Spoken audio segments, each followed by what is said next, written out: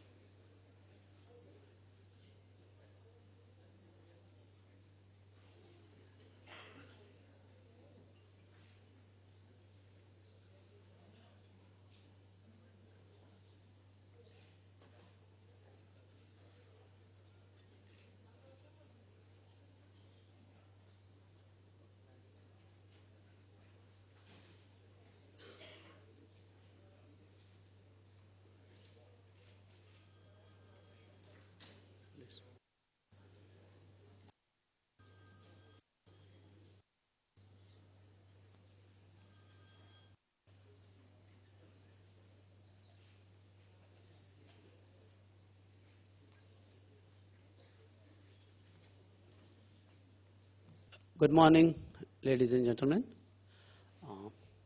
We will start, and I would straight away request Professor S.N. Singh, Deputy Director, IIT Delhi, to give his welcome remarks. Deputy Director, IIT Delhi, please.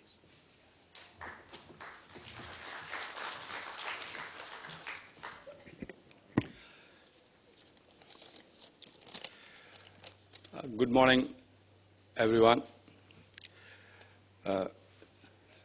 Swamiji is coming.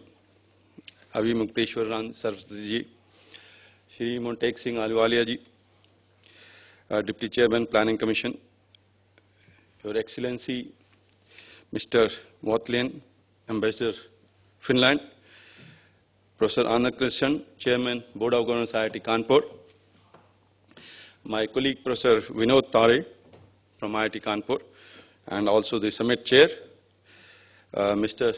Sanmit Ahuja, he is CEO ETI Dynamics UK and summit co-chair, must be around. Distinguished delegates who have come not only from India but from all parts of the world, ladies and gentlemen. Primarily I am standing here on behalf of Professor Shivgankar, Director IIT Delhi. I am delighted and honored to welcome you all on behalf of 7 IITs located at IIT Bombay, Delhi, Guwahati, Kanpur, Kharagpur, Madras and Roorkee, who basically came forward and formed a consortium to develop a national Ganga River Basin Authority, which is chaired by our Prime Minister. And this was the first where the old 7 IITs have been involved to take up a joint project at such a level. And I had been a part of this as a Dean Industrial Research and Development of IIT Delhi. And today also as a member of IIT Delhi, which is basically holding this summit meet in the capital.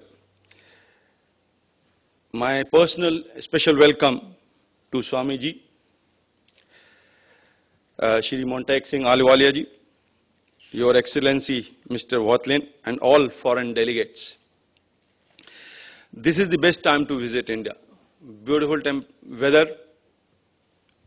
You enjoy the sunlight.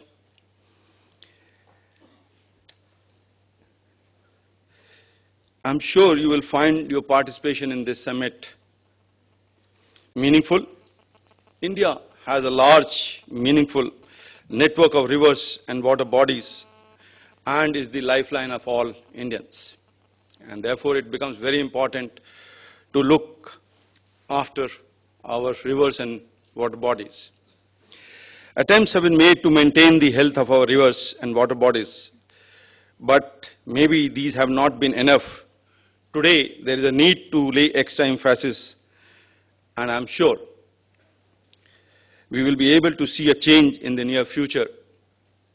And your expert knowledge, vast experience, and support may lay the most desired first step towards that process. Ladies and gentlemen, I welcome you again to India and this summit. Find time from your busy schedule to go around Delhi and also visit our institute, IIT Delhi, which is just located about a few kilometers from here. Thank you very much.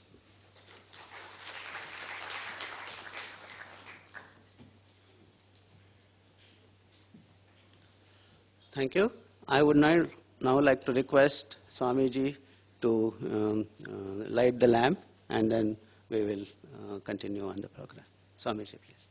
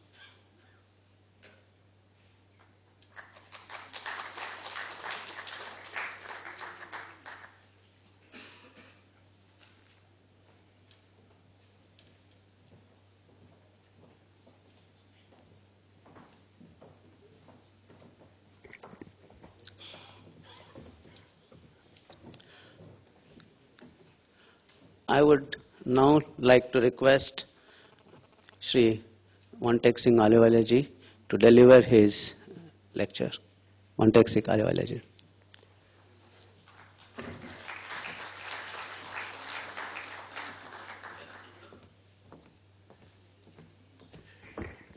Friends,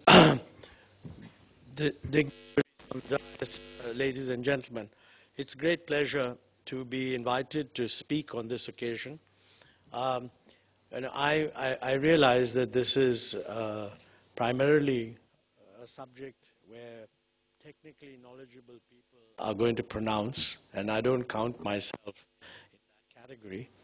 But it is a subject that we are very aware of as having a very critical importance in the years ahead. Now, you know, people often say that, but I think in the case of water, as we have finalized the 12th plan, and it will soon go before the National Development Council. It's already been approved by the Cabinet. We have identified that water constraints on India's development, both rural and urban, have to be made much more central. I mean, up to now, we've always assumed that water is a gift of God and there's enough of it, and all we have to do is to harness it here and there. And yes, we have some problems about building big dams, submergence, relocation, rehabilitation of people whose land is taken away. But the assumption has always been that there's enough water. I think it's now very clear that that assumption is not correct. To some extent, there's a change in the macro perception of the extent of water availability. The official estimates of total availability of water until very recently had indicated that the actual amount of water that we have available, and that's usually done by looking at the total precipitation, the total minimum flow back to the sea, the rate of evapotranspiration, and the rest is what's sort of available somewhere or the other. It was always assumed that this is much more than current demand. Obviously, it was going to become scarce 20 years later and 30 years later because demand was going to increase. Not so much because of the need for drinking water. I mean, drinking water is the single most important thing, but actually the amount of water that is needed for even drinking and your personal needs is a pretty small part of the total amount of water availability. But you cannot produce GDP without water. So if we're going to project India in the year 2030 to have, 20 years later to have 4 times the level of per capita income that it has today. And I think that's not unreasonable from a point of view of what is feasible in terms of GDP growth potential. Then basically you're talking about nearly 5 times the amount of GDP, and to produce that GDP is going to require a lot of water. And not just agriculture, everything else also. Now, the latest assessment that we have suggests that if you make reasonable assumptions about the rate of evapotranspiration in our conditions, then the amount of total aggregate water available is just about what we need for our present level of GDP. Now, I'm not a scientist, so these numbers may be wrong a little bit, but the bottom line is that we would be well advised to do long-term planning on the assumption that we are currently in a situation where we are close to being water stressed.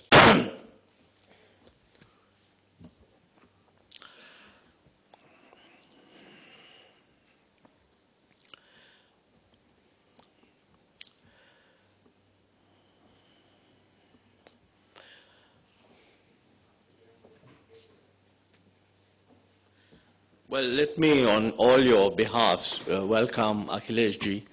I'll take 1 minute to repeat what I just said. I think what I was saying was that until very recently, we assumed that there was a lot of water available, but we just had to mobilize it and harness it. And there were problems on submergence and land acquisition and rehabilitation. But it wasn't the case that we don't have enough water. Well, what I was saying is that the latest assessment of water availability is very different. And there are maybe inaccuracies here, but it would not be a bad idea on average to say that India is on the margin of being water stressed. Okay? Now, therefore, the real issue is how are we going to expand our production, our GDP, our income levels to support expanding agriculture and all the rest of it, while at the same time making sure that we do not run into a water constraint. I think many studies have been made which suggest that over the next 20 years, if we proceed on a business as usual basis, then the total demand for water, and business as usual includes a little bit of the expansion of supply, the dams that are being built will get completed, so whatever